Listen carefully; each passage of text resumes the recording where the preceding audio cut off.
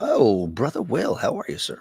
Brother Rich, I'm doing wonderful. I'm getting my caffeine injection going on this morning, and got a fresh background. Tony kept talking about the fireplace, so I found this, and it kind of gives off some weird vibes there, like between the finger. That's kind of weird, That's very weird. but we'll change it up from here and there, so you guys aren't looking at drywall all the time until I get I the. actually, I really like it, actually. Well, thank you. I appreciate that. We'll try to mix it up and find some cool stuff to put back there. Oh, look, Gold Member is on. Gold members in the house. Maybe I'll find a bunch of gold coins to put back there. Ooh, I like that. Will Parker is on out there in Montana. He says he is coin number 800. What is that coin number That about? coin, look at you go. That coin, that gives you access to the coin members area of AmericanWarriorSociety.com, the training vault. That gives you everything you need. I think most important right off the bat is the assessment. Figure out where you're at, where your skills are, and where you want to go. So then you can dive into medical, BJJ, white belt to blue belt. You can look at oh gosh, on the firearm side, there's so much. But before we go there, we can go to the knives, Michael Janich's stuff, and then you can go into probably most folks start with a handgun because that's what they're going to carry if they're new to the CCW self protection world. So you can start with the handgun stuff, and you can move into PCC, pistol caliber carbine. You can move into rifle, shotgun, competitive stuff if you decide to go that way, and just press on from there and just keep working on those skills. Yeah, and if you're like me and you can't stand a dry fire as much as you need to, you can get on there, and Mike Seeklander will actually take you through, I think, like a 15 or 20-minute dry fire session. So you're not just sitting there doing by yourself working your dry fire. You're going to get your 50 reps or more in with Mike. So I like that. Yeah, absolutely. Get your 50 every day, right? Absolutely. Alan Kelly is on. Says, good morning, gents. Coin number 1571 from Occupied, Virginia. Will Rhodes is on. Says, morning, Rich and Will from Missouri. Coin number 2269. Our good friend Will Shriver is on from Oklahoma. Coin number 1919. Don Bothwell from Northwest Montana, 2270. Will Parker says, Adam Boyce is coming out at the end of October to teach MBC, which is Martial Blade Concepts, Mike Janich's program. We are the host. Well, Adam is a fantastic human being. I met him at Martial Blade Camp years ago. He came to our firearms instructor development course. He's a fantastic man, just a fine American. Walt Davis is on. God bless you, Walt. Glad to have you on this morning.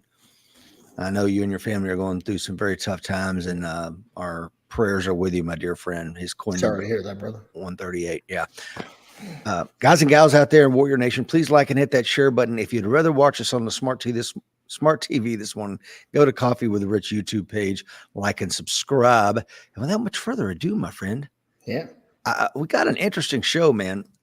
For one, if you stick around to the end after Will takes us through some amazing economic news that you need to watch, because it's not just watching, right? This isn't just entertainment, man. There's actually news and information that you can use to prepare and equip your family for what may or may not be coming down the road. So, and I got a history lesson for you. Stick around for that. And then we're also going to wrap up before we close out today's show with where we are on the 10-point scale to hit the eject button. So, all right, cool. And this week, guys, I got a little education on this when I started doing the prep for the show. I really wasn't planning on taking it this way, but I ran across an interview with the guy who started this outfit we're going to talk about, and I found it really interesting in how it leads the CPI and what it tells us about the future, maybe before we even get there. It's a really interesting deal.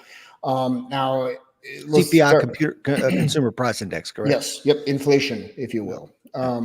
One measure of inflation, the most common one. So let's start off with our standard fear greed index here off of CNN there at the top. Extreme greed 77. That was as of yesterday. This morning, it's back up to 79. So market just keeps chugging up here, guys. Just hang on for the ride because guess what the market was doing right before the follow the Deutschmark or what have you. Yeah, I mean, it's just at this point, I don't see the economy backing this up. Now, I will say, I was just mentioning to my bride this morning, I'm starting to become more of the opinion, Rich, we may get out of this without A recession. without a recession. And it's not that it won't feel like a recession to all of us, it's that they can keep that number juiced up with enough government spending to keep the GDP from going negative. Yeah, it's a house of cards, man. It's cooked books, but it is what it is. Yeah. Just have to accept it and run with it. Actually, you go back one there, buddy. I was gonna. Oh, sorry. Yeah, it's all good. So Quick on the look at you. You're just you're just dry firing that mouse finger like crazy, aren't you? It has a mind of its own. So this one, the lower one here is from the Federal Reserve Consumer Price Index, all urban consumers. That's the widest measure of it. And you can see right now they're reporting a 3.1. Let's keep that number in mind for the rest of our discussion today for where they are. They're at 3.1, and that's the January of 2024 number. We can see what the chart is. Consumer Price Index is 3.1. Correct. Okay. Yes, sir. Which is another marker, another way to say inflation. Inflation. Yep. That's what they measure as inflation. Let's bear in mind the Fed's target rate of inflation is 2%. Yeah. So we're still 50% plus above that. But it has come down dramatically, and there's some folks who want them to start doing a victory lap already and start lowering rates. Those people are mainly Wall Street, because Wall Street is addicted to cheap money. And cheap money means people are going to borrow money out of assets and invest it, or banks will have more money to invest. So that's and they have a stronger lobby than Rich and Will do. Let me tell you right now. Absolutely. And let's bear in mind, old J-Dog, Jerome Powell, the guy in charge of the Federal Reserve, he came out of private equity.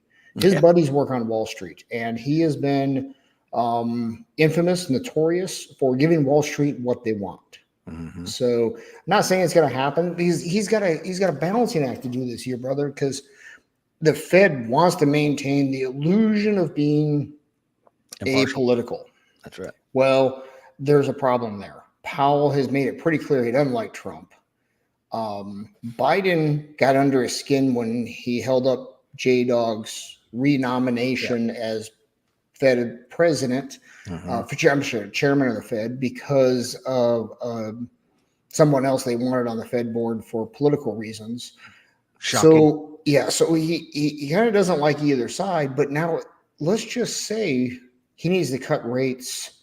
Let's say the inflation, this CPI keeps coming down, and it gets to be August. Well, now if he changes rates, then it looks political. Of course. So let's keep that in mind as we look at the rest of the stuff in today's show, because he may get himself backed into a corner where he feels like he can't change rates even when he should, because of the calendar this year. Yeah. So he may get himself backed into a corner here if he's not careful. If he lowers rates too soon, then we get 1973, 74, Arthur Burns, and inflation takes back off, and that's not good either. No. So I think he's backed himself into a pretty good corner here. We'll see. May you live in interesting times.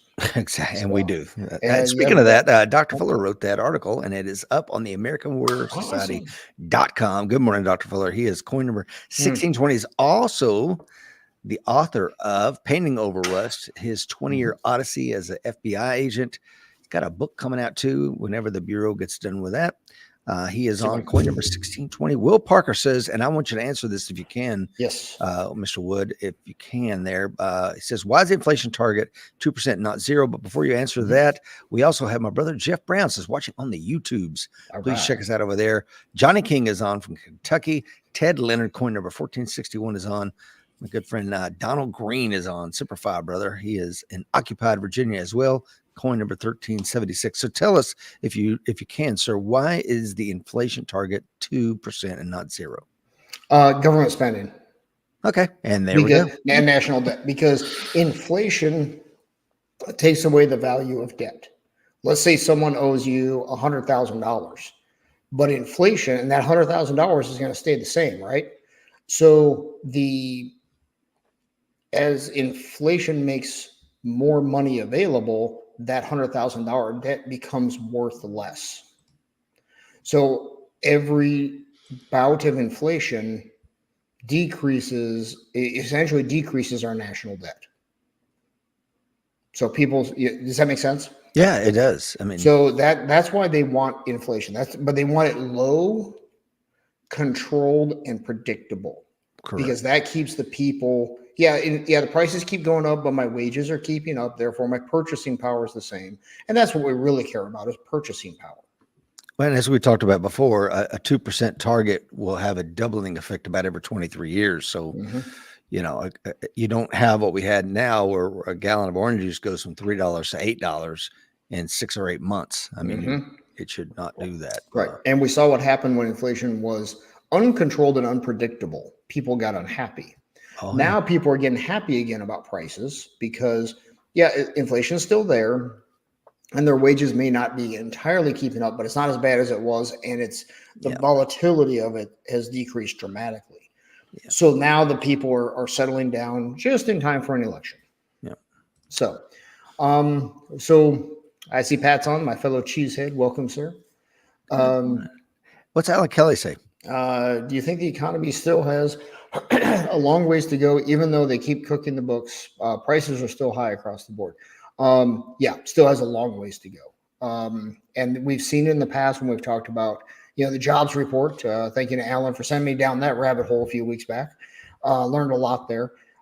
We've seen it with how, a person has a full-time job and they go pick up a part-time job because they need the extra money. Well, that counts as a job created. And then, hey, look how great the economy's doing. Right. Yeah. But when that person quits that job later, it becomes the other side of that. So, it's a lot of cooking the books going on. It ends at some point. I don't know when. I don't either. And then you hear, the Kellogg CEO says, "Hey, why don't people? People are hungry at night because they don't have money to buy me. Well, you can eat cereal at night." And I'm like, convenient for you, who makes almost $14 million a year. It's reminiscent of Let Them Eat Cake from Marie Antoinette. How'd that work out for her? I don't remember. She got her head chopped off. That's right. Yeah, that's it. Yeah. It was either that or it went fine. I couldn't remember which it was. Yep. Jeff says, how long before the Fed starts printing $1,000 bills? There actually was talk of that back in the 70s. And I think it was $500 bills back then. But there was talk of it back then. It goes back to I don't have it nearby right now, but my $1 trillion Zimbabwe note. I have 100 trillion Zimbabwe. I'm sorry, mine's a 10. Yeah, yours is 100. Yeah, and I bought 2 of them so that they sit in the frame front and back, and it cost with shipping $26. Yeah. Oh, well, it's toilet paper, really. It's absolutely worthless. Absolutely. Multifamily. What's going on here, brother? So, multifamily housing weakness continues to grab attention. So here they're just saying, hey, people are noticing. Okay. CRE, commercial real estate, which is an encompassing thing between offices, retail, and multifamily homes.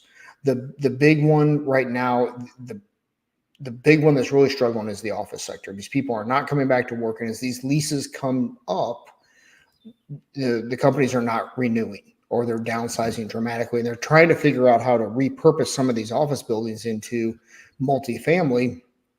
But it's difficult because you have these big interior areas where there's no windows and nobody wants an apartment without windows. And then you got to worry about egress and all this other stuff. Mm-hmm. But the other place it's happening is in multifamily. And this is because it's such a long process to get from the application, permitting, construction, occupancy permit, and then actually start writing leases for people to live there. You're talking years. A lot of these started during the pandemic when prices started going crazy. And now many of them have already started to and will continue to hit the market as we go through the next year and a half. And that is the reason I've got this up front on an inflation discussion today, guys, is because this is going to affect all of us. And it's on a lag. because we're going to get into how the Fed calculates housing prices inside the CPI, which is one of the most screwed up ways of ever thinking to do it. Even from the government, it's pretty surprising, but we'll get into a little bit of the history of it and why they did it. There's always a why, and usually it's because they wanted to manipulate a number, and that is, again, the case with this one. Interesting that they would do that. Yeah, I'm sure you're shocked. You're hiding it well, but I'm sure This is you're my shocked face, right? Yes, exactly. This one also came out. So the inflation number came in hot in January, went up. Okay. So everybody was surprised by this. And so now you got multifamily, whole bunch of multifamily coming on the market right now, and it's driving down, I'm going to generically call it apartment rent prices, right? But the housing portion of CPI went up in the last report.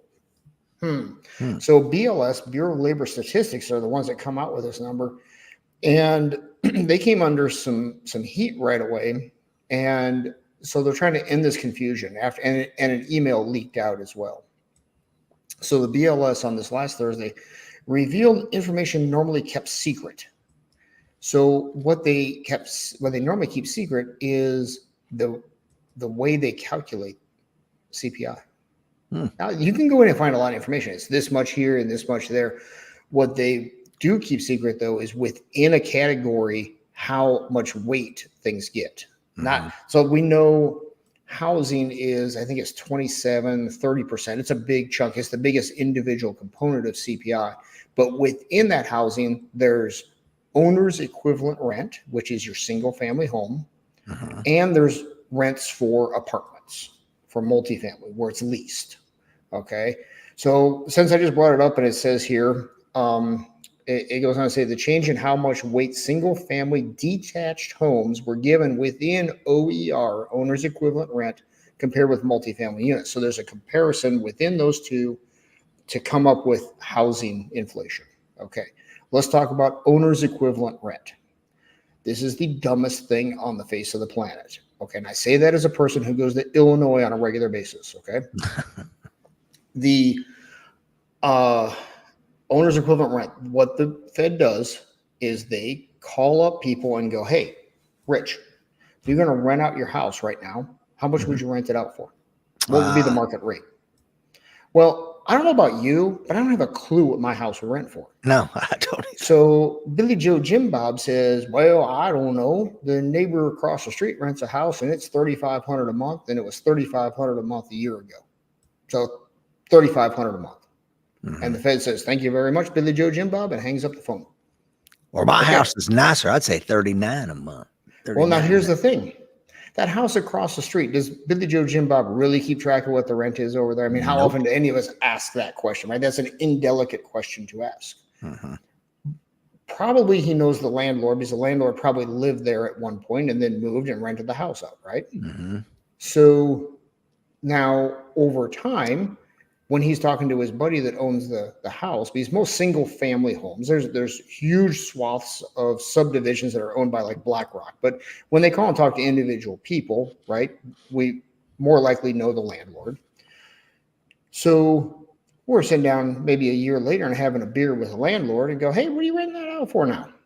And he says $3,400 a month now. Well, if Billy Joe Jim Bob doesn't get a call from the Fed again for quite some time, there's a huge lag there. Right. Also, you're part of it. My house is better than that house. Right. Even if it isn't, that's always our perception. Right. So there's a bunch of subjectivity there. And who really knows what they would rent their house out for?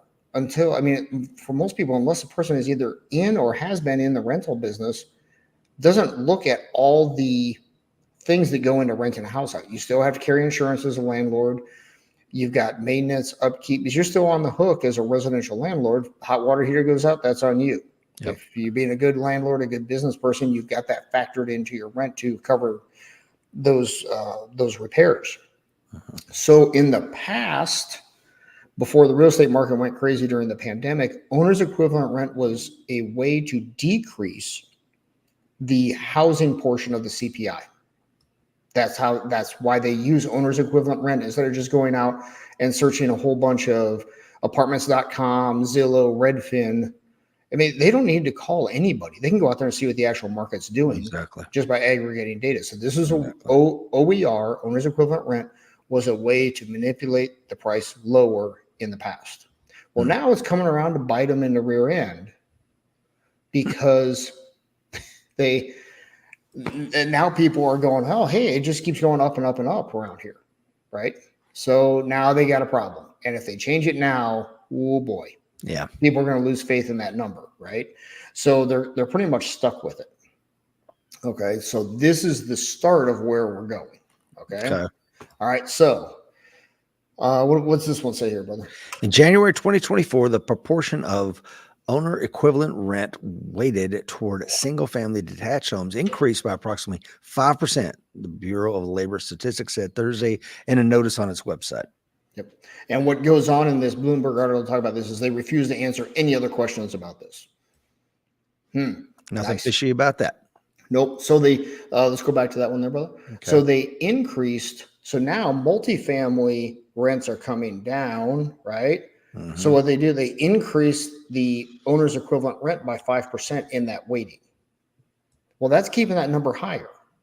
Why would they do that? Well, we're gonna get there. I may need my tinfoil hat for this one here, guys. We're gonna get there. Shadow stats. I love shadow stats. Can you give us a brief rundown on what shadow stats is? So shadow stats run by a guy by the name of John Williams. All right, he uses the old ways of calculating inflation to calculate inflation today, because the way they calculate inflation has been changed most dramatically in 1990. Okay, so if we look at this chart, we can see that right now the official, now bear in mind, guys, this chart's from June 14th of 23, because this was the free chart on his website, and I'm too cheap to pay to go into his current data. So you're going back to June of 23 here in your mind, running 4% official CPI. The experimental CPI is the same way. And the blue line is the 1990 based calculation. It was running called 7.5% there. Mm-hmm. Okay. So this is a great look back for those of us with some gray hair to say, hey, based on how we felt during the 70s and 80s, where are we really at now? And that's a great look back. The way I see it is it's a piece of the puzzle. It is it's one piece of the puzzle. It's a little part of the big picture, right? Mm-hmm. But I think I came across a better way to look at inflation. I sure didn't come up with it. This guy's way smarter than me. Okay. All right. So if we go to the next one there. Trueflation. Never heard of it. Okay. So you want to read off the first part there, brother? Trueflation provides a set of independent inflation indexes drawing on as many as 30 plus data sources and 13 plus million prices of goods and services at a country level. These indexes are released daily, making them one of the world's most up-to-date and comprehensive inflation measures. Okay. So that got me thinking about, and this is all from their website. I believe it's trueflation.com. If not, if you just Google Trueflation, it comes up right away. The bottom part here, guys, the methodologies of the Bureau of Labor Statistics have not kept pace with the times we live in. The U.S. Consumer Price Index is still only based on 80,000 products versus Trueflation's 13 million plus.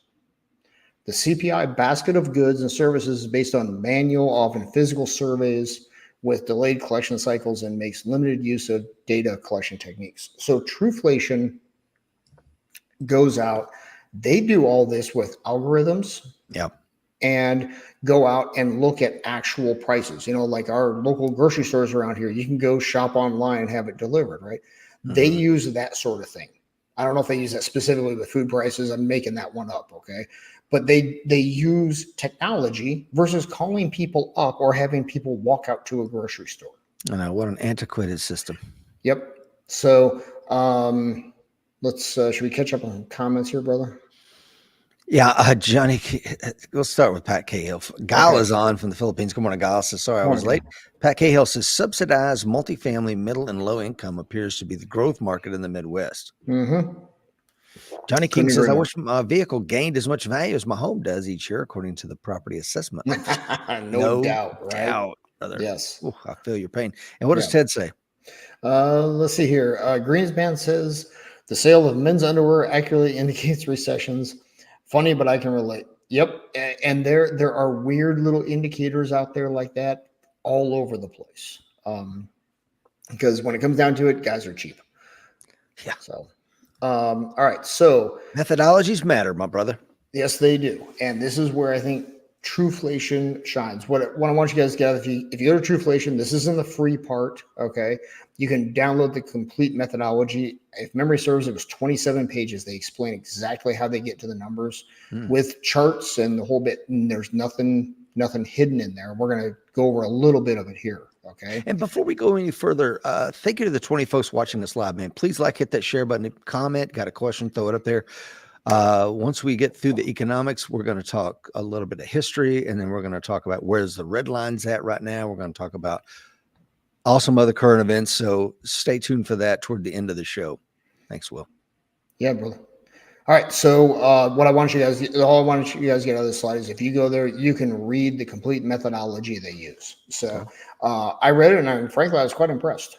So what's this one say here, brother? Trueflation leverages census level data, enabling access to more than 13 million data points compared to the traditional indexes, which only includes 80,000. Okay. And your traditional index here is your CPI.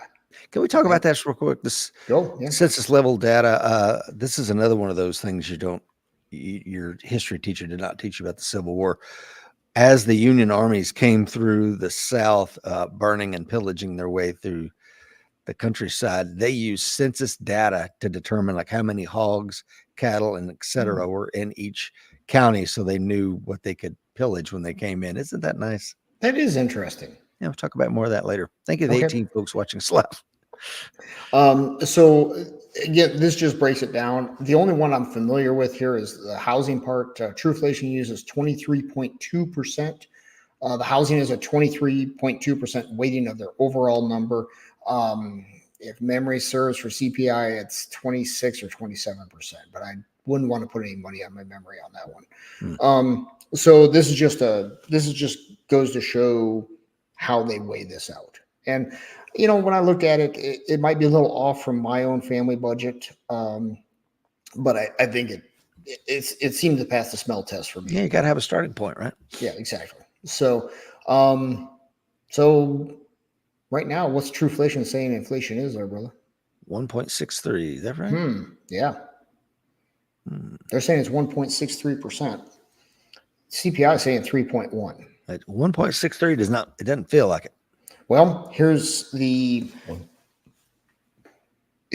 what I'm in watching this just a little bit, and I went and watched some interviews with the founder of Trueflation, the guy who's running it currently. And with the weighting, bear in mind, this doesn't mean prices are still high. It just means the rate of change is down to 1.63% annually. I got you. Okay. So this is something that I think there's a lot of perception out there that and this is more of the coming from the political and academic classes. Well, inflation has come down. People should be happy. Right. Well, if their wages haven't caught up to that, they're still at a lower standard of living than they were, say, pre-pandemic. Right. So this is the perception, the split, if you will, between the regular people and the academics and politicians. The academics and politicians will look at this, even the 3.1 number, and go, hey, it's way down from 9.3. But regular people are still getting squeezed really hard. So this is where we're getting a huge split here. And a lot of the political class doesn't understand why the electorate isn't happy about this. Okay. Yeah. And I searched for a while here over the weekend. I couldn't find any place CPI, shadow stats, Trueflation, anywhere that will account for shrinkflation. Interesting. I can't, because you go buy a bag of chips. That's right. I mean, we know what happens. Instead of a 10-ounce bag of chips, it's 8-ounce, but it's the same price. Yeah. I couldn't find anybody's methodology that went other than we bought a bag of chips. They don't come out and put it that way. And it's been a while since we talked about shrinkflation, but we could do a whole show on that. And because it's so insidious, because it happens so slowly. And unless you read the little bottom where, it's now 10 ounces instead of 12. And last year it was 14, and the year before it was 16. That's how they're leveling out the price. And and it happens so slowly, you just don't feel it, don't see it. Yep. And you don't think about it. Nope. When you go to the store, I mean, I don't say, hey, sweetie, can you grab me 14 ounces of potato chips while you're there to go with my French onion dip? Right. No, hey, grab a bag of chips, please. So it's insidious to all of us because we don't think in quantities for most things. Yeah. Some things we do, especially meat products. You need 5 pounds of ground beef to make chili. You need 5 pounds. And see, that's why you do see it in certain things like a gallon of milk or a gallon of orange juice, or like I said, a pound of lean ground beef. I mean, it's like, whoa, why is this going up? And some of the other stuff is staying the same because they can shrink that shit. But you got to shrink a gallon of milk. Right. It is what it is, or a gallon of gasoline. So it's for sure. So right now, Trueflation is saying inflation is 1.63%. Now, okay, that's all fine and dandy. That's rate of change, though, right? That is rate of change. Okay. And one thing, they actually publish this daily. Okay. Now, I don't intend to look at this daily. I'm going to look at it once a week and throw it in with the other stuff that I track because I'm cool like that. I track stuff like this. I know you're all jealous. You can get there if you try really hard. Okay. And then your spouse will also make fun of you. Okay. Yes, that's correct. Yeah. So if you scroll down on their website, this is all part of the free stuff again. You can click on each one of these areas on the left and see what they're showing. Like here, I clicked on utilities, and I was curious on this one because natural gas has taken quite a jump here in the last week and a half, and it's showing up in their numbers. So I wanted to kind of track out what I knew had happened in the natural gas market and what they're showing. And it's there. Now, I'm not saying I'm going to say these guys are always right, but I went through a few of these that I could back up through the markets, and they were spot on. So you can see your utilities total had ratcheted down. Again, this is a rate of change. This isn't saying it actually got cheaper. Okay. And then you can look at natural gas, which actually did go negative. It went way down after the peak. And now in the last couple of weeks, it's jumped up quite a bit. In fact, this morning, natural gas is up 7% today. Yeah. It's been on a tear. Well, it's interesting. We talk about, is there something I can do about natural gas? Can I put it in a bag and save it in the, no. All right. But if you go back to what we're talking about relative to shrinkflation, if you went out and listened to what Will and I said to do in 2020, and you bought a bunch of canned goods that are going to be good for 5 or 7 years, then you've saved yourself and your family a lot of money. Yep. I'm going to tell you to do the same thing now. Non-perishables, if you can put those things back in your pantry or what have you and eat on them a year from now, it might be the best way. So again, I want to give people some very simple things to do with this information and not get paralysis by analysis. Correct? For sure. Yep. Very good advice. I'm glad you brought it up, brother. Yeah, because that's a savings account. And I have long advocated, if you've got X number of dollars in savings and you can look at your food budget and go, those non-perishables are, say, maybe a fourth of your food budget. If you pull that out of savings now and put that on the pantry, your savings account balance didn't truly change. That's right. You just transferred it into something you can eat. That's right. Store value. Absolutely. This is Danielle DiMartino Booth. She wrote a great book called Fed Up. She worked for the Federal Reserve in Dallas for quite some time. She's out there on the speaking tour. If you look her up on YouTube, some good stuff there. She says since 2012, Trueflation's correlation with the CPI is 0.97. Now that's in percentages. So it's 97% correlation to CPI. Which is about as good statistically as you're going to get. Right. So the reason that's important is that you might say, well, if it's that close to CPI, why don't we just follow CPI, right? What's the point of Trueflation? Well, the important part of that is Trueflation leads the CPI by about 6 months from what I've been able to figure out. And this is mainly because of the lag in owner's equivalent rent. And if you're ahead of the curve, man, that's bingo. So here's where I think this gets interesting.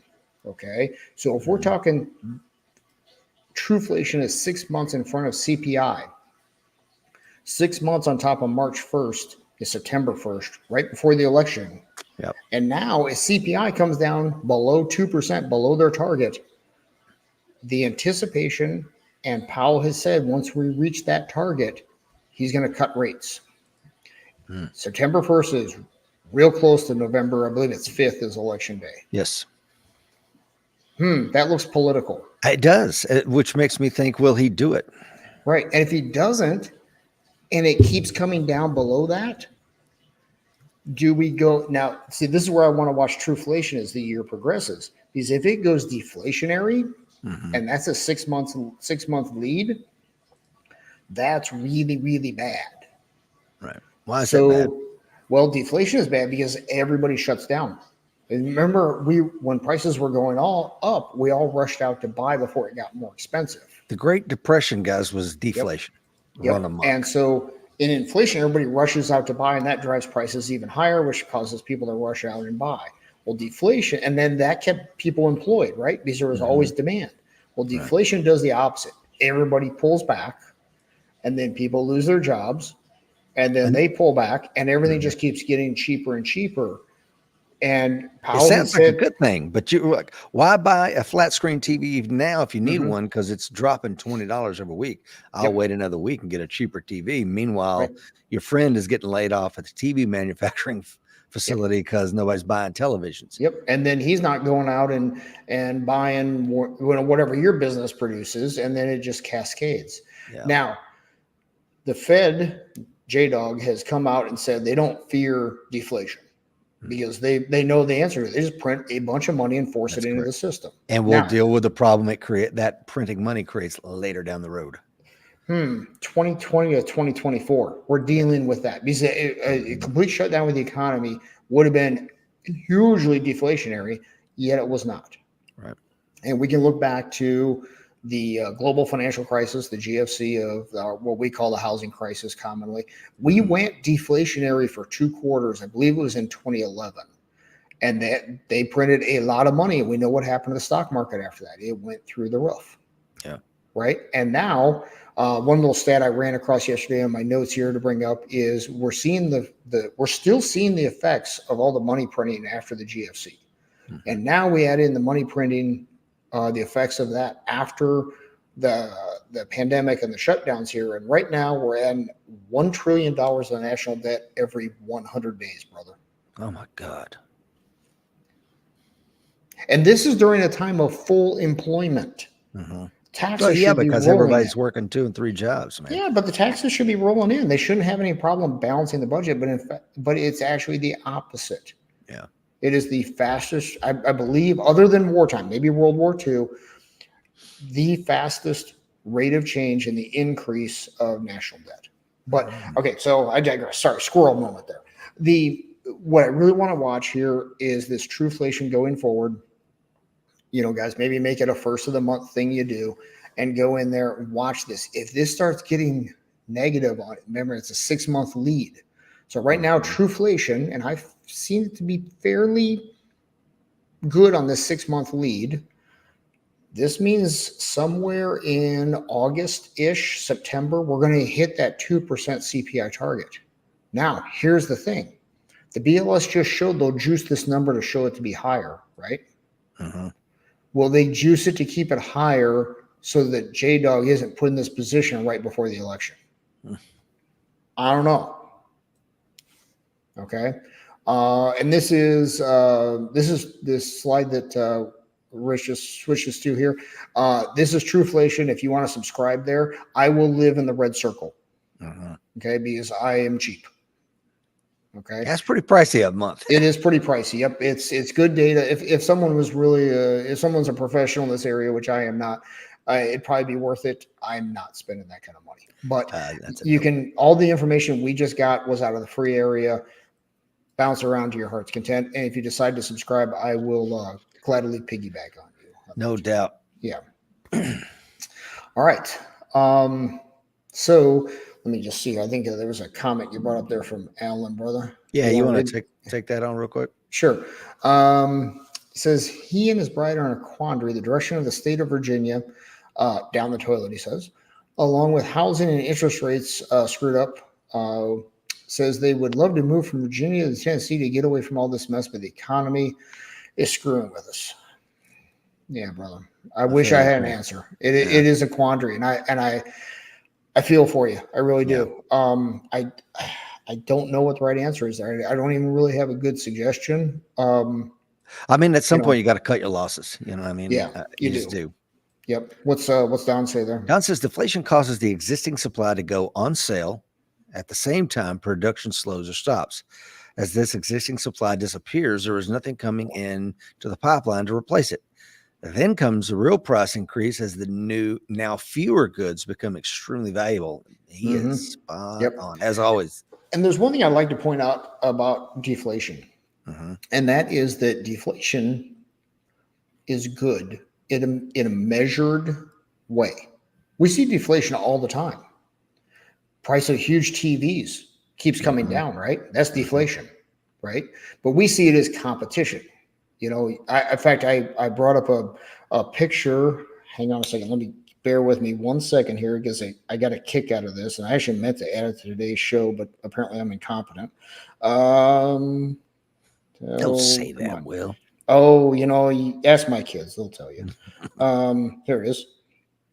So I'm just going to hold that up there so you can see. Okay.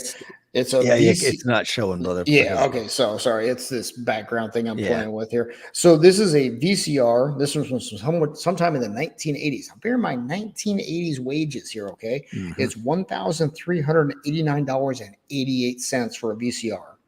And it had a wireless remote. Woo! But $1,400. I mean, if you can even find one now, a VCR would be like $19.99. You can go to a thrift store and buy one for $5. Right. But let's think about it. That's deflation, right? But we see it as good in certain parts of the economy. When it's technology and there's more competition, we see that as good. So it's always that balance between some things are deflating in price and other things are inflating in price. It's always that battle back and forth, right? So we're trying to, as a country, as an economy, we're always trying to strike that balance. So, and then of course, especially with technology, things move on. Like nobody wants a VCR now because there's no Blockbuster to go to get a VHS on a Friday night, right? Yeah, true. So, let's see here. So this came out, and I found this interesting. This is from Bank of America. So PE. This is price to earnings ratio. So the price of a stock to the amount of earnings. This is a way to measure how expensive or cheap a stock is. So let's say a stock, ABC Incorporated, they're making $1 a year per share of stock in profit. Okay. And let's say their stock price is $10. So that'd be a 10-to-1 PE. Well, if their stock price goes to 50, and they're still only making $1 in profit, now that stock is very expensive compared to the amount of profit they're earning. Okay. So we can go back and measure this metric. This can be measured back to 1900. Oh, wow. Okay. So this is good. Anytime you can get a long time series on something, it becomes more reliable. Okay. So Bank of America here is making the case that even though the S&P 500 is egregiously expensive, we should just hang on because it can go higher. Well, it's in the 95th percentile right now, and that's going back to 1900. And it is statistically expensive in 19 of 20 metrics. Okay. Now, they do make a good case here. They say statistical valuation, meaning the PE ratios, matter in the long term and suggest lower returns in the stock market over the next decade. And I have found that to be absolutely true in my research in the past. There's a great deal of research on when you retire, what is the PE of the overall stock market, and you want to retire when the PE is low, because that means the stock market is going to do well over the next 5 to 10 years, and it's better to be retired with the stock market going up than going sideways. Yeah. Right. So what they're suggesting is over the next decade, we should expect lower returns, and we can look at other things like national debt that will play into that, and the fact that stocks have run up so much that it's going to be very difficult to go up considerably from here. Right. Mhm. But factors like sentiment, meaning the feeling in the market, and surprise, like when Nvidia comes in and crushes it, or Tesla Or comes when in and China bombs takes it. Taiwan. Yeah, exactly. A little Those surprise. the sentiment, the feeling of the market, and these surprises matter more in the short term, the 3 to 12-month cycle. So I thought that was an interesting perspective, looking at the PE for the longer term and the sentiment and surprise for 3 months, because 3 to 12 months. Because look at the sentiment in the market right now. We can go back to CNN, 79 out of 100, extreme greed. And that's what you feel in the market. I mean, it's just like, Bitcoin is up 45% in the last month. Right. Come on. I'm an advocate of Bitcoin. I got rid of my, full disclosure, I got rid of my Bitcoin a while back. And now I'm not excited about Bitcoin anymore because they financialized it. The whole point of Bitcoin was to get outside of the system, and now they brought it inside the system. It's called DeFi for a reason, Yeah. decentralized financing, but now they're centralizing it. And it can be manipulated. I'm You fine with it. something like 8 or 9 ETFs for it just got approved in the last 60 days. No. Yeah, I'll still throw some money in there to trade it, but I no longer see it as a way out of the system. No, of course not. So, and this was just to circle back to some stuff we talked about before. Total credit card debt in the U.S. That's a little good. Yeah, nothing to worry about there. Remember when we did a show maybe 2 months ago talking about when it crossed through $1 trillion? Well, it's up 10% since then. Yeah. Consumers fine though. Don't worry about it. Yeah, exactly. He's Right?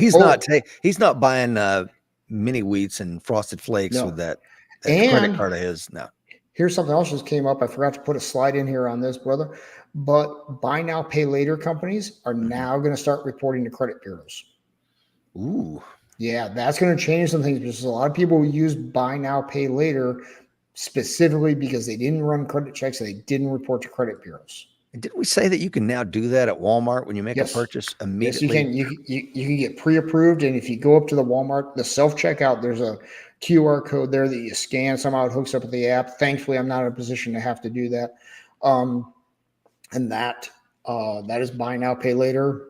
And the interest rates there get insane when they don't make one of those payments. So this 1.13 trillion in credit card debt, buy now, pay later, BNPL, is on top of that. And now BNPL is going to start reporting to credit agencies. That's going to back a lot of people into a corner as they try to access credit for other things, because up until now, that's been a secret. Yeah. So as far as I know, banks were, if you went and applied for a mortgage, I don't know if they were even saying, hey, do you have any BNPL balances? Well, now it's going to be on the credit report. Yep. So it's going to get sporty. Yeah. So I think that's the last slide. Before we get into a little bit of history. Thinking of the 17 folks watching us live, please take a second and hit that share button, because I'm going to take a portion of today's show and let's talk about a tale of 3 Kentuckians. All right. And you're like, I know Abraham Lincoln on the right hand side of the screen. Not too sure who that guy in the middle is, and I definitely don't know who that guy on the left is. Well, these 3 Kentuckians' lives are intertwined over a nasty little thing we had in the 1860s called the Civil War, or the War of Secession, or the War of Northern Aggression, depending on where you stand on this. So let's talk about this gentleman. I've mentioned him before because I think you can learn a lot about the Civil War if you just know about this one man, because his life intersects so many different parts of the Civil War, as far as the lead up, the actual wars itself, and then the Reconstruction period. This is John Cabell Breckinridge, born in 1821, died in 1875. He was an American lawyer, politician, and soldier. He represented Kentucky in both houses of Congress and became the 14th and still youngest ever vice president of the United States, with Buchanan. He took the office at age 36. He was a member of the Democratic Party and ran for president in 1860 as a Southern Democrat. When they held the, I think it was in Charleston, South Carolina. And at this time, there's already talk of secession. Things are starting to brew. They see Lincoln coming on the ballot. So John Breckinridge says, hey, man, I don't want no part of it. At first, he bows out of it, right? Mm-hmm. Well, then they bring in Douglas, who's going to be a pro-North Democrat. And so the party kind of splits in two, the Southern Democrats and the Northern Democrats. And he gets nominated as a Southern Democrat, but of course he ends up losing to Lincoln, partly because they split the party and it split the vote. Okay. So then Kentucky, he swears in the new incoming vice president and then takes a Senate seat at the outbreak of the Civil War, because Kentucky back then, of course, this is before 1914 or whatever. And so at this time, the state still elected their senators. So the state, or Commonwealth of Kentucky to be more accurate, sends Breckinridge off to the Senate. And that's where he is. Well, at the time that he becomes a senator, 7 states have already seceded, and he's seeking to find a compromise that would reunite the states under constitutional principles. So he urges Lincoln to withdraw federal forces from the Confederates in order to avert the war. And while other Southerners, and Breckinridge is from Kentucky, as I've alluded to at the beginning, and he comes from a very, very influential family of politicians. So this is nothing new to him, right? Okay. He says, while other Southerners are abandoning the Capitol in Washington, D.C., he's like, I've got to stay here, man. I need to avert what I see is coming, because he had fought in the Mexican-American War. He'd quit being not a politician at the time. He was an attorney, and gets himself a commission and goes down to the Mexican War, where he meets Ulysses S. Grant, becomes friendly with him, George McClellan, Robert E. Lee. He meets all these people, forms relationships with them. So he's seeking to find a compromise, and he's begging Lincoln to withdraw. He this is where he got his ass in trouble with Lincoln, because he went on the Senate floor and condemned what Lincoln was doing as unconstitutional. Lincoln's enlistment and arming of men for a war that Congress had not officially declared. Does that sound familiar? Yeah, it does. He was expending funding on the war that had not been allocated by Congress, so he was upset about that. And then once he being Lincoln suspended the writ of habeas corpus, that was kind of a bridge too far, and Breckinridge railed against this in the Senate. And of course, the writ of habeas corpus, as I understand it, it means bring me the body, I believe, in Latin. It's as simple as that. So you got to show cause, bring me the person before a magistrate or before a judge, and tell me what this man has or has not done for him to necessitate being detained or imprisoned or arrested, right? Mm-hmm. Well, when Lincoln took this away, like, no, I can say arrest him. I don't need to show cause. I don't need to do anything. Just I say go get him, and we're going to put him in prison. He was dead set against that. He's the only senator to vote against a resolution authorizing Lincoln to use, quote, the entire resources of the government for the war. Let me ask you a quick question there, brother. Sorry. Yeah. Was he the only senator who voted that way because he was the only Southern senator still in D.C.? And I think that was the case that they were making. But again, this guy is, he was the former U.S. Attorney General for the United States. He was Vice President of the United States. This is no slouch. He comes from a long line of politicians. He wasn't a slave owner at this time. He had already given it up. And, oh, by the way, they wanted him to come out and say that he supported slavery, and he never would. He said, hey, it's a property right. It's a state's issue, man. It's not for me to decide. And he never would commit, which is why he was not very favorable with the Southerners or the Northerners, because of what he was saying to Lincoln. Okay. So when asked what he would do if he were president, he replied, quote, I would prefer to see these states all reunited upon true constitutional principles to any other object that could be offered me in life. But I infinitely prefer to see a peaceful separation of these states than to see endless, aimless, devastating war, at the end of which I see grave public liberty and personal freedom. I see the grave of public liberty and personal freedom. So this is what he's saying before any blood has been shed. And he's like, man, we got to get back on the constitutional footing, number one. But if we can't, man, just let them go before we end up embroiled in this war where we're going to lose our public liberties and our personal freedoms. And I think he was absolutely right about that. Of course, this is John Breckinridge wearing a Confederate uniform as, I believe, a major general. How did he get there? How does this guy go from vice president to a few months later, U.S. senator, voting on and then now he's wearing the Confederate uniform? Well, Union forces commanded under Brigadier General Ulysses S. Grant invaded the neutral Kentucky on the morning of September 6th and occupied the Paducah on the Ohio River. Soon after, Unionists in the state, now that Big Daddy Ulysses S. Grant has arrived, and you got Union forces sitting in Kentucky. Now the Unionists feel empowered. So what do? They arrest the former governor of Kentucky, Charles Moorhead, and ship him off to New York, where he, as an old man, languishes away in prison without any charges being filed.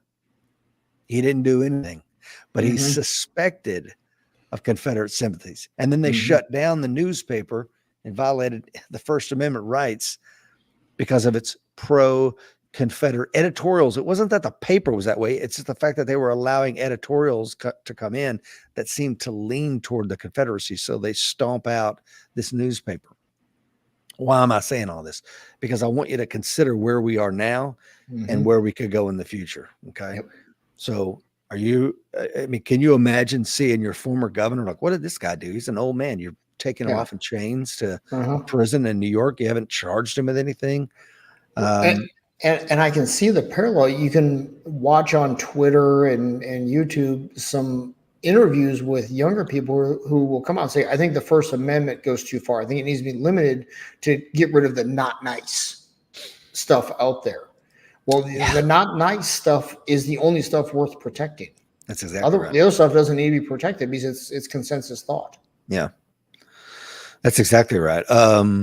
It's just an interesting caveat there. Charles Moorhead, the former governor of Kentucky, he stays in a prison in, I believe, New York for about a year and a half, maybe 2 years during the Civil War. At some point, because of his failing health, they let him go. But they're like, hey, look, when you get back to Kentucky, you, sir, need to report in to the Attorney General down there and take an oath of allegiance to the Union, which he does not. I believe he fled to Mexico. He left the country is what I'm getting at. Right. Because he's like, I can't do that. I mean, what's next? I got to pledge allegiance to something else. I mean, this is ridiculous. So word reached Breckinridge that Union General Thomas E. Bramlett intended to arrest him next. So that the mistake that Breckinridge had made was he left Washington, D.C., came back to Kentucky. They were going to have a meeting to offer up terms of peace, right, to Lincoln. Once that word got out, like, no, he's attending this peace conference in Lexington. It's time to roll. So he leaves Lexington and heads for Confederate lines, where he enlists as a basic private in the Confederate Army, declaring, quote, I exchange with proud satisfaction a term of 6 years in the Senate of the United States for a musket of a soldier. Wow. Can you imagine that? Yep. Talk about taking a stand. Yeah. You're the former vice president of these states united, senator, U.S. Attorney General. And because he's like, what have I done? Other than speaking out against what Lincoln's doing, I'm trying to use the mechanisms of the Constitution to speak truth to power, and they're going to put me in prison for it.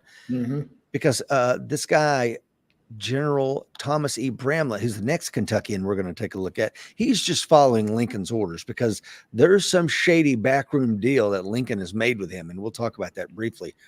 At the outbreak of the war, Bramlett put his promising political career on hold and enlisted in the Union Army, raising and commanding the 3rd Kentucky Infantry. In 1862, President Abraham Lincoln appointed him district attorney for Kentucky. A year later, he was the Union Democrats' nominee for governor. election interference. This is right out of the history books. Election interference by the Union Army gave him a landslide victory over his opponent. So this guy, Lincoln says, hey, go arrest Breckinridge, my former political enemy, the guy that had the nerve to run against me in the 1860 election, and is up here in the Senate saying that what I'm doing is unconstitutional, because it was. Go arrest his ass, lock up the former governor, shut down those newspapers, and bring me Breckinridge in chains. This is what Lincoln's doing, right? Yeah. I mean, everybody has this rosy view of Lincoln, and he's on the penny and all this other stuff. But when you look historically, this guy would have a lot to answer to if he had lost. So he tells Bramlett, go get Breckinridge. He tries, Breckinridge runs away, but he is able to lock up the former governor. And guess what? Lincoln rewards him with, now you're the governor. See how quick that was? Yeah. Okay. Within a year, however, federal policies such as recruiting African Americans for the Union Army, Bramlett didn't like that. Guess why? Because he was at his heart a racist. So once he finds out that Lincoln's wanting to recruit Kentucky African Americans, he's pissed off. And then the next and final blow, which is awfully ironic, is Lincoln suspends a raid of habeas corpus for Kentucky citizens. So now the same power that Bramlett used happily to arrest his former political opponent and try to arrest Lincoln's former political opponent is now being used against him and his citizens. Now that he's the governor, it's like, wait a minute. It's funny how that always comes back around to bite these guys. Exactly. It was warm under the dragon's wing, but now the dragon is biting you too. So guess what old Bramlett says? He drops his support of Lincoln administration and declares, quote, bloodily baptized the state into the Confederacy. He's had enough because Lincoln shockingly has betrayed him. And before we go on any further, let's take some comments. What is Will Parker saying there? It says, speaking of the Civil War, he watched State of Jones last night based on a true story. And I am going to make a point of watching that. Yeah, Matthew McConaughey, good movie. Okay. Will says the media today will not allow certain printing. Dr. Fuller says, in fairness, those rural Southerners and their papers were getting a bit lippy. Oh, Dr. Fuller, he goes on to say maybe there needed to be some kind of formal deprogramming for the cult members. Oh my God. Hillary Clinton said that. Yep. Yes, she did. Donald Great says, great show today. Everyone have a great week. Be ready. Yeah, absolutely. So back to the show. Yeah. So Bramlett feels betrayed. And of course he was a useful idiot, as they would say, to Lincoln's tyranny. So quickly Breckinridge is promoted to officer rank, and he goes on to just be, at first he's like a major, lieutenant colonel. He's slowly walking his way up. Him and Bragg have some run-ins, but he finally finds a lot of battlefield success and is made Confederate Secretary of War. Jefferson Davis offers him this cabinet level position, but after the fall of Richmond, Breckinridge makes a daring escape to Cuba. And it is a daring escape, which could be a book in and of itself, how he escapes through the blockade and the pirates with his family and all this stuff. So the family quickly journey to Europe. They're bouncing back between Niagara and Great Britain. At some point, his wife is in failing health, so doctors say maybe she would be better in France. So they go to France, where his children attend schools in Paris, Versailles, Switzerland, etc. Breckinridge tours Europe, Germany, Austria, where he is, welcome with open arms. They saw what Lincoln did to him, and everybody is just fawning over him and his family. His wife ultimately joins him in Naples. He meets the Pope, etc. In 1868, President Johnson proclaimed amnesty for all former Confederates, and Breckinridge lingers a few more weeks in Niagara, Canada, before he finally feels like, okay, it's safe enough for me to come back. They're not going to throw me in chains. Him and Ulysses Grant, going back to their friendship they developed during the Mexican-American War, he's like, hey, man, we need you in politics. President Grant is telling Breckinridge, like, look, man, if you come back into politics, we've had this thing called the 14th Amendment, right? I will make sure you get the 2/3 majority and both houses of Congress will get you back in politics. Breckenridge is like, you could kiss my ass on that deal. Not happening, not a chance. And this photo was taken of him in exile in Europe. So that's just a history lesson to lead us into today. Okay. In our nation's history, no American president ever, former, sitting, etc., has ever been indicted, ever. And if you look at the 91 felony charges against the 45th president, I mean, here they are. Washington, D.C., 4 felony charges for alleged attempts to overturn the 2020 election. And if you look at what is in there, these sound damning. I mean, my God, look at this one here. In Georgia, he faces 13 felony counts for allegedly engaging in election interference in that state. What did he do? And all, the smoking gun is where he's calling down there and going, look, we need to find 11,000 votes. He didn't say we need to make 11,000 votes. He didn't say we need to fraud. He's like, hey, man, look at it again. All we need to find is 11,000. Is there 11,000 there? Yeah. Like, oh, my God, that's it. We need to lock this guy up for eternity. I'm like, really? Is this any different than what we've seen since Gore v. Bush? Yeah. I mean, in every damn election we've had since then, it's the same exact thing.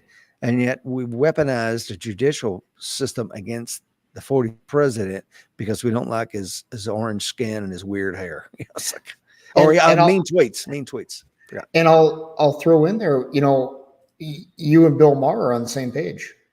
I just saw a thing. Bill Maher was like, enough, stop. Because the day after Biden leaves office, whenever that is, he's going to be indicted. And even Bill Maher was like, this is not a good track. And because when Bill Maher starts being the voice of reason, there's a warning in there somewhere. No, because I go back to this. This guy is trying to work within the framework of the Constitution. He's telling truth to power. And what do? They try to put him in jail. So to Alan Kelly's point, the weaponized of the DOJ back then. Yeah. So anyway, it's unbelievable. So where does that leave us here on our points scale? Where we're at? Extreme MAGA Republican speech, 2 points back in September of 2022. 45th or 46th president indicted. That's 2 points. Of course, we've seen. And I would like to point out, you said 45th or 46th indicted, not just the 45th. Yeah. Either or. Anytime it's been weaponized, it's exactly right. Yep. It's the weaponization, man, that I'm worried about because we've seen it before and now we're seeing it again. And we saw where it went in 1860. It led to the death of 600,000 Americans, right? So, yeah, we got 1 point for the 45th presidential gag order. Actually, when I created this, it should be 3 points, but currently there are 2, and yet they're narrow in scope. Will the scope of those gag orders increase as we get closer and they want to shut this person down potentially? And if so, I will change that later. Clinton added the formal deprogramming of Trump supporters. That was a 1-pointer because, again, it speaks to you name it in the 20th century. Lots of unknown stuff going on, man. The border crisis, Texas failing to comply with SCOTUS and POTUS. Speaker McCarthy ousted first time in American history. I mean, this is just another little signpost along the way. Yep. Israel invasion by Hamas. Iran-backed groups attacking shipping in America, killing Americans. They just sunk a British cargo ship. Now they'll tell you, you won't hear British. You know why? Because it's flagged as a Belize ship, but it's owned and operated by British interests. Iranian, I mean, take your pick here. 45th president disqualified from state ballot or the 46th. It could be either one. I don't really care. But so far, we've seen the 45th being removed from Illinois, Maine, and Colorado. And today, stay tuned, folks, because last night the Supreme Court says, I've got a ruling coming. We're going to drop it on Monday. Just before Super Tuesday, where I think 16 states, Tennessee being one of them, goes to the ballots. So lots of stuff going on here. We're currently at 8 points. Will Parker says, add another one for Hawaii too. I'll have to look into that, brother. Oh, I hadn't heard of that one. Yeah. I hadn't heard of that one either, but I'm not surprised. Yeah. So, although I will say, I chuckled a little bit when the Illinois judge took Trump off the Illinois ballot. My first thought was, does it matter? Because there's no way he's winning Illinois anyway. So I was kind of like, You know, now, it's Yeah. a big deal. Okay, it's a big deal. Don't get me wrong, but I just had to be my typical smart aleck self and go, yeah. So, I Well, mean, it's I get it. interesting. It's real, but it's like he's not going to win it anyway. No, no, of course not. And the same could be said for the election of 1860. And you'll hear a lot of people say that. Oh, of course, Will is saying Hawaii blowing off the Second Amendment. Yeah, absolutely. Yep. We definitely talked about that on here, which is unbelievable. Uh, and we may look back on this time and go, "Oh yeah, remember that the Mhm. Union was already over. We just didn't know it. Right.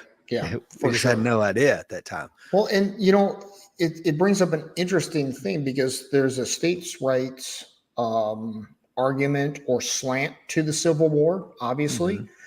and we look at it now. There was just a comparison I was watching between the border, with what Texas is doing, and the way the news media was framing that was, Texas ignores, this ruling and using language like that. They're ignoring it. They're defying the federal government. Hmm. But when it went back to Roe v. Wade being overturned and pushing it back to the states, and states doing whatever they wanted, that was framed as, a good thing. And this is part of the slant we're seeing out there is if it goes with the media's objective, then you get certain framing of that. And if it goes against it, then you're defying it, Yeah, versus, standing up against power, right? And this is where people get their perspective from. yeah. Well, and the framing effect is a real Hmm. psychological thing. I mean, it's a real cognitive bias. I mean, Yep. 8 out of 10 doctors say drink caffeine, Yeah. or 2 doctors say you should never drink caffeine. Yeah. Oh, okay. Wow. Yeah. But anyway, so we're at 8 points. What does 8 points mean? I don't know. But I bet Governor Moorhead wished he had some sort of point system so he could have gotten out of the Commonwealth of Kentucky before Lincoln arrested him just because he thought he might be sympathetic to the Southern cause Yeah. and cause him trouble. So just something there for you. What is this, brother? This is one I ran across, and it really dovetails in with everything. This is from Sigmund Freud. Most people do not really want freedom because freedom involves responsibility, and most people are frightened of responsibility. Mm, Old I Sig love was that. onto something there. Oh, Sig was onto something. Yeah. Yep. So, speaking of Civil War stuff, I'm reading a great book right now. It's I'm not going to get the whole title right here. Bear with me a second. It's Jack Hinson is the gentleman's name, and he was also I know neutral. this. Yeah, Yeah. Jack Hinson's One Man War. That's the Yeah. name of it. Yeah. He Um, became a sniper during and I think he was a Kentuckian, was he not? he was actually, when the Union forces rolled in, he knew the commanding generals on both sides. He was helping both a little bit, trying to stay very neutral. And he was neutral, publicly neutral about the Civil War well before that, and came home one day and found his sons murdered. Yeah, their And heads were cut off, and I think on pikes in his front yard, if I they were, remember as a matter of fact, yes. And correctly. then so he commissioned to have a sniper rifle of the day built, and very interesting stretch of the river down there. When the ships would come upriver, there was an area where the river narrowed, and the ships could only make like one knot through there. They're basically stationary, and he would sit up on a bluff over that and pick off Union soldiers on the ship. Yeah. And they actually put together a group of Marines to track him down. Now, he was an older man at the time. He was like our age or a little older, which for the time was quite old. Yeah. He did that, I believe, for 2 or 3 years. I haven't gotten all the way through the book yet. Never caught him.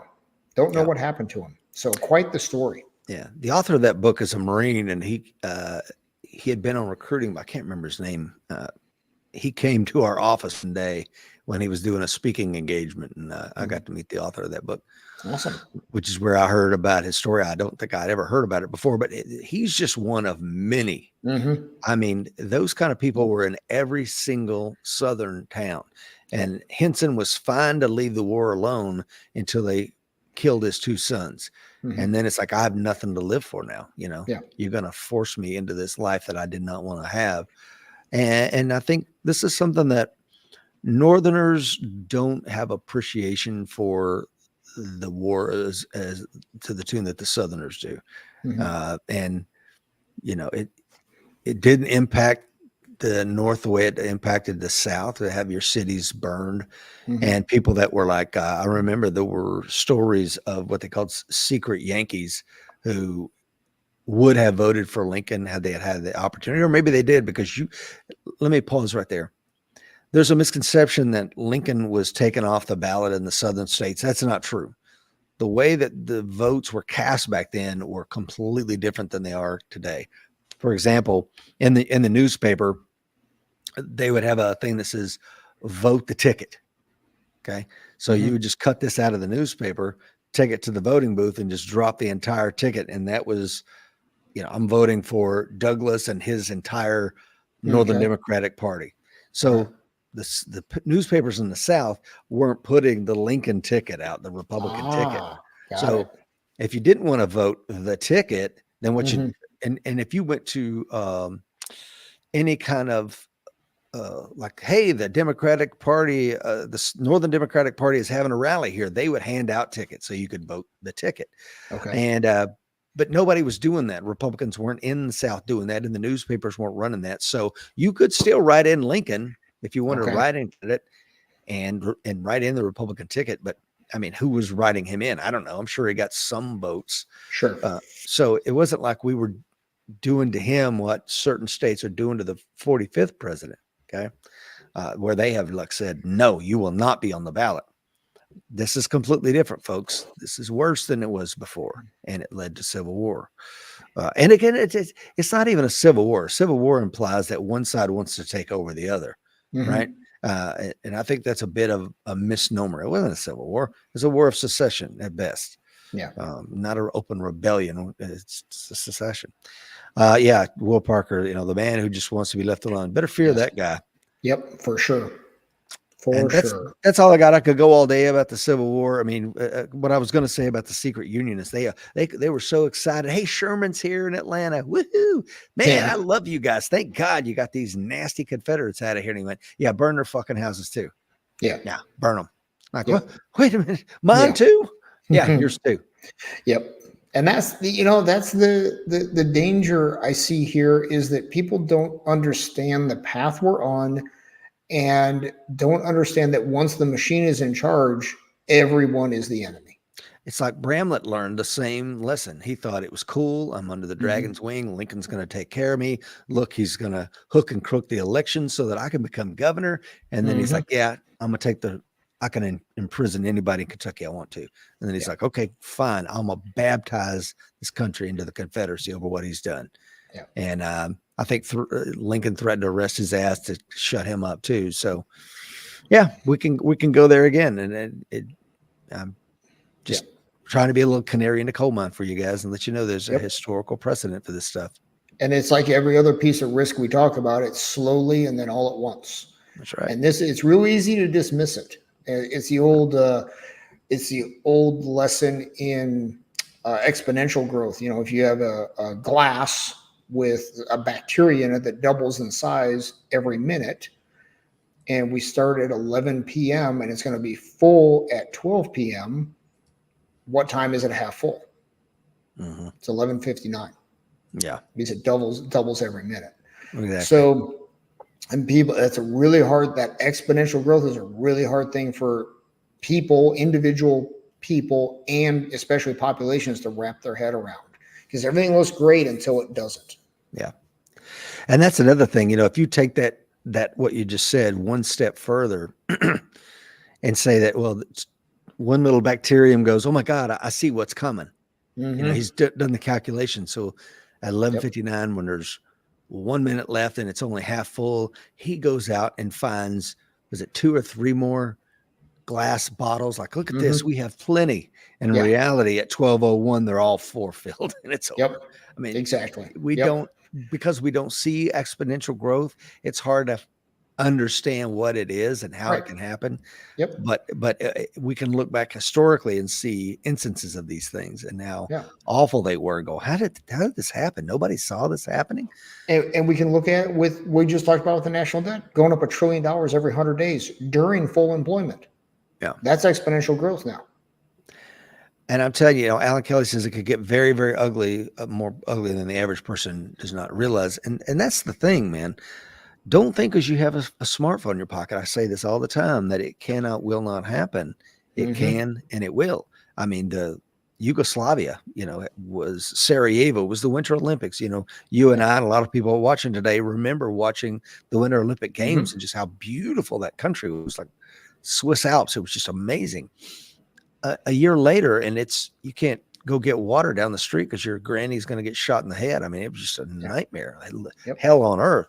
So these things do happen in developed societies, and they can happen here. So we must take caution in the next 10, 11 months on where this is going. And I'll use my own family. I've got one of my daughters. She voted for Biden. She's an artist, kind of left-leaning as most artists are, and given her background as a mental health therapist, et cetera. And she voted for Biden. So I was saying, how's that working out for you? In the most loving way the father can. She's like, what are you talking about? I said, we're not paying attention to the news. She's like, no, Dad, what are you talking about? What's he done? I'm like, oh my God, and you're getting ready to vote again. Yeah. It's, I don't know. Yeah. And I had a conversation similar to that with someone. I was talking about the forgiveness of student loan debt. Right. And they were like, what are you talking about? Supreme Court shot that down. No, he's been doing it piecemeal here and there. And they were like, well, I had no idea. I'm like, well, you need to turn off the CNN and MSNBC crack pipe and turn on the Fox News crack pipe for a while. Because they're all crack pipes. They are. And you gotta turn on all of them. And it's you'll find out things on both sides, both of those outlets, that you don't see on the other side. Yeah. Same thing with Reuters, Al Jazeera, BBC. I look at all of them, as we talked before, News Nation, Capital. There's a whole lot of stuff coming up on YouTube that, but again, fair and balanced news is boring. It because is. you're just giving me the facts. We're emotional creatures, right? And we want to hear our side is winning or losing and all this kind of stuff. So we got to break that. And they're artists at getting their base riled up. Yes. It's an art. And I forget who it was. Gosh darn it. There's someone who's coming out with a new news outlet, someone well known. Oh my gosh, I'm kicking myself now. But the whole thing is it's just going to be, here's the facts. And I wish I could remember who it was now. It was someone very well known. We're going back to, we're just going to report the absolute facts of what's happening. Zero emotion. Now we'll see how it turns out, because advertising is driven by devoted followers, right? So we'll see if they're able to pull it off. I hope they are. Well, read the book, and I'm sure you have, and I'm sure a lot of folks watching have. But if you haven't read, it's a very slim book, How to Lie with Statistics. So be wary of the facts as well. And I'm not tenfold hatting. I'm just showing you what Will has already talked about this morning. Truflation, shadow stats, these other things that are out there. Like, I'm just giving you the facts. Well, you've manipulated the back end number. So the new fact you've aggregated is actually incorrect or somewhat misleading. So I think we all have to be wary of that. But enough of that. I've kept you on here almost an hour and a half. Will, you want to go ahead and close this out? Sounds good. Guys, the fight's coming. Be ready.